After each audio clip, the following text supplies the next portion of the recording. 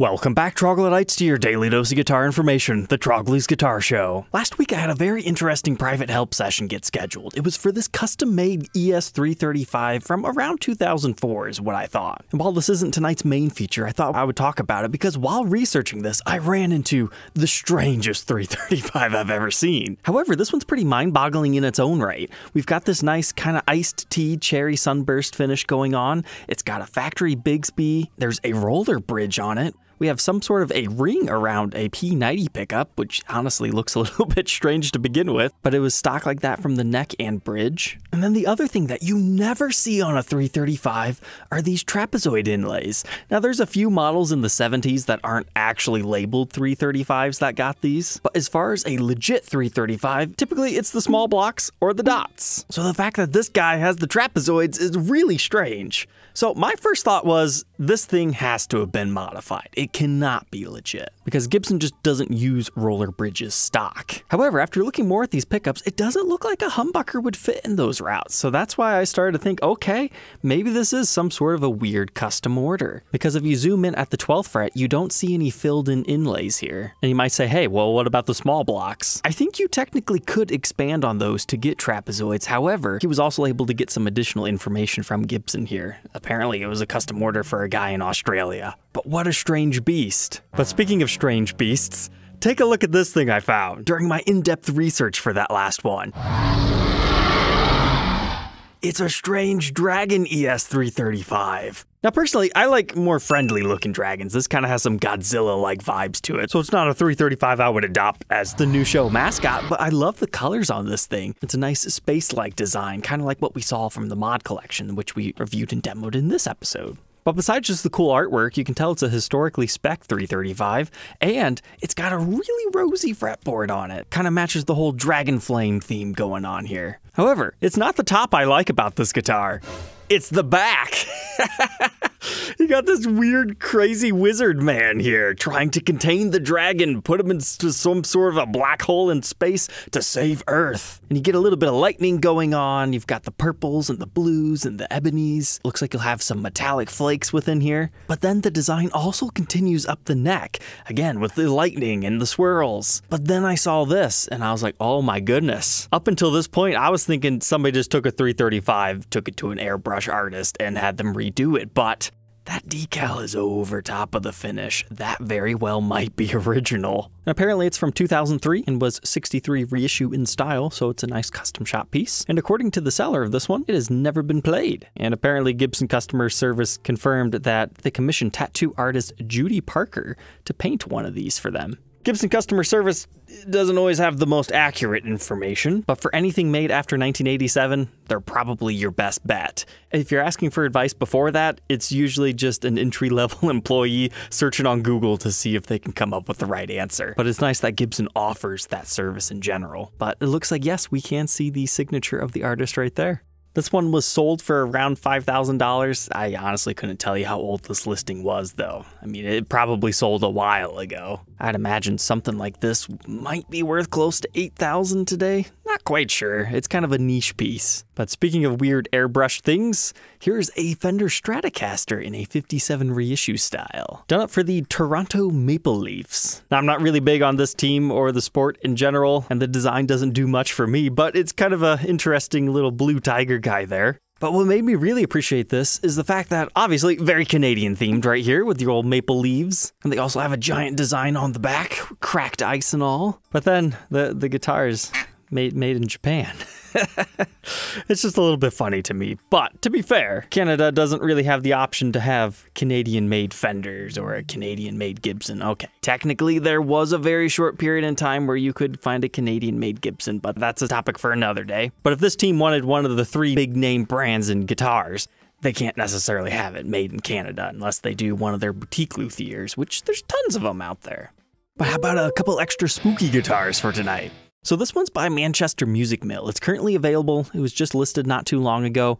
$2,300 for one of the first few years of a Les Paul Classic, especially in the plus top, is a pretty good deal. So obviously I'm clicking on this thing because this should be about a $4,000 guitar with a top like this. Kind of gives you AFD vibes here from Slash. So this is either a steal of a deal, which I did see the shop list one of these too cheaply once.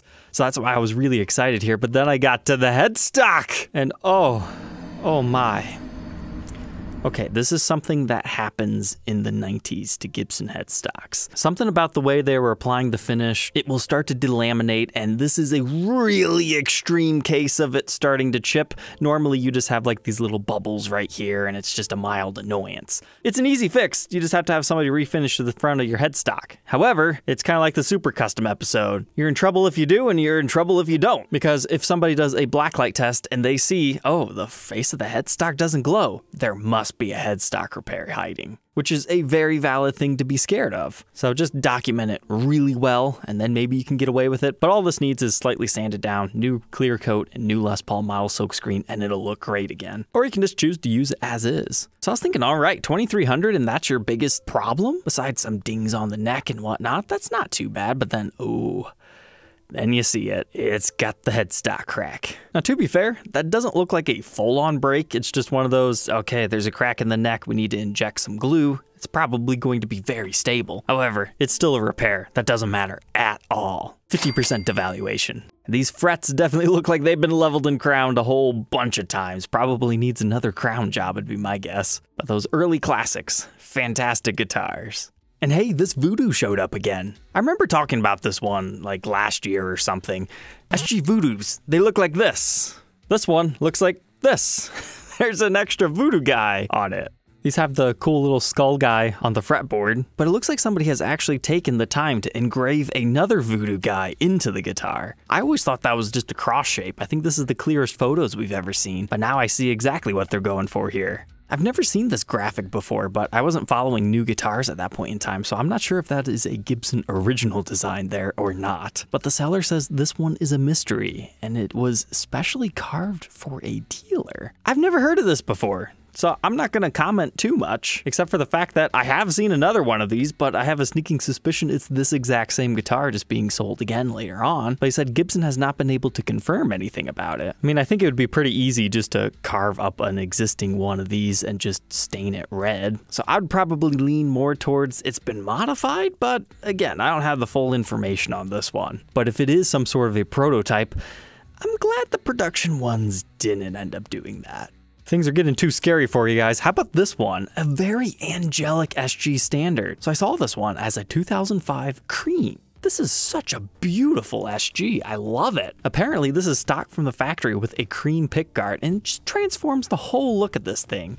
A 68 style SG done up like this just looks very refreshing. It kind of reminds me of like an older SG Custom. This one's got a little bit of age to it, a bit of discoloration in this area. I'd never heard of these before today. Was this a dealer exclusive run? But I definitely want to find one to document it because even if it is just as simple as changing out the pickguard, it's nice that it... Hey, I think somebody's lying here. Yeah, that's not the original pickguard. Yeah, so... That's not original. It looks like the seller is just saying cream as in the finish has aged from white. So if anything, Gibson, I think you should do like a 1,000 guitar run of SG Standards done up in white with these cream pickguards. I think they would sell. I have a Les Paul Custom for you in light aged frost blue from the Murphy Labs division. So this looks like your regular $5,000 custom. It's got the Nashville style bridge, long neck tenon. However, it came from the Murphy Labs division. So that means you're going to have a little bit of aging and you're also going to have a bit of a premium to that price tag. It was initially listed at $7,300, but now it's down to about $65. So I think this is kind of towards the point where it might start to sell. As a $1,500 upcharge for a custom color and the aging job, if that's what you like, is not too bad. You don't find many Les Paul Customs in this color, and they nailed that headstock. I love the way that looks. I've seen versions of this that are like a TV Pelham Blue where you can still see the wood grain underneath that. Those are really cool guitars. I just thought I'd share this one with you guys real quick because I thought the color looked pretty good on a custom. Maybe not my favorite aging job in the world, but relic guitars, love them or hate them, there is a market for them. So you have to take them as they are. Then speaking of weird things, take a look at this. Les Paul Special from 1999. What is going on with that fretboard? That is fascinating. It's almost like somebody intentionally dyed this side. But no, sometimes wood just has characteristics like that, so half light, half dark.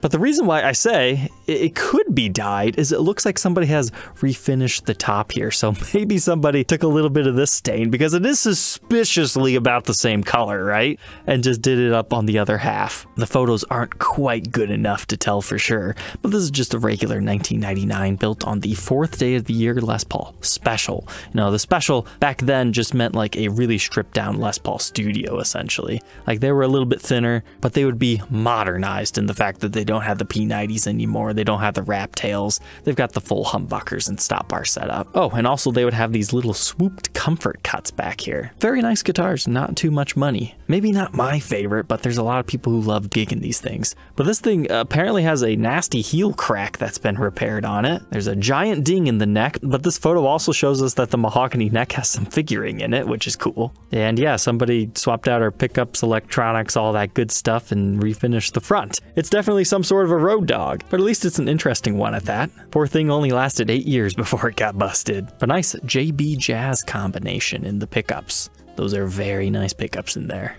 Take a look at this thing, 1959 reissue from 2005, a fantastic era of Gibson, at least for the USA standards, but custom shop this thing. That's a very nice quilt top. Now the only downside to beautiful, heavily quilted tops like this is they generally don't move too much. So if you like wood figuring that moves a lot, quilt tops generally aren't for you, but sometimes they have great movement. You just really gotta judge each example in person, but that's like a faded out lemon burst almost. And a top like that, you don't see that too often in the custom shop. But then when you swap over to the back, it's just your standard red color. Doesn't look that much different from the USA standards of the era, to be honest. Until you get to the headstock anyways. That's when you can tell it's a historic style, and of course by the serial number. Oh, and by the COA if that wasn't enough for you. Alright, Troglodytes, I hope you enjoyed tonight's episode. Don't forget to like, comment, and subscribe, and we will catch you tomorrow on the next one. Take care.